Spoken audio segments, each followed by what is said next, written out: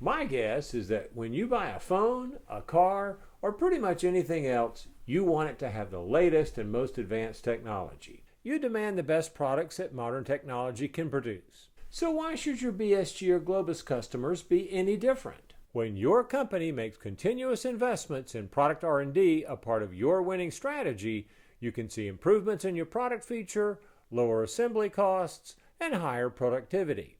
This, of course, can lead to higher PQ ratings, lower warranty costs, and improved product performance. All of these things can lead to stronger demand for your products, greater market share, and higher profitability for your company. And if you think this sounds like I'm talking about an investment, I'd say that your thinking is going in the right direction.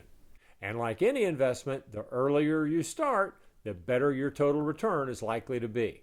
But remember that these positive effects have a strong impact only as your R&D spending is a part of your winning strategy over time.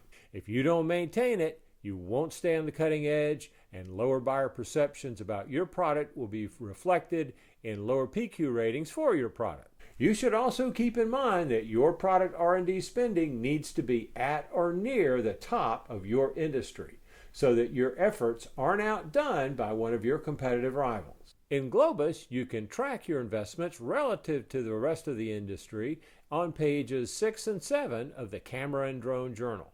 Your BSG or GLO-BUS customers are much like you.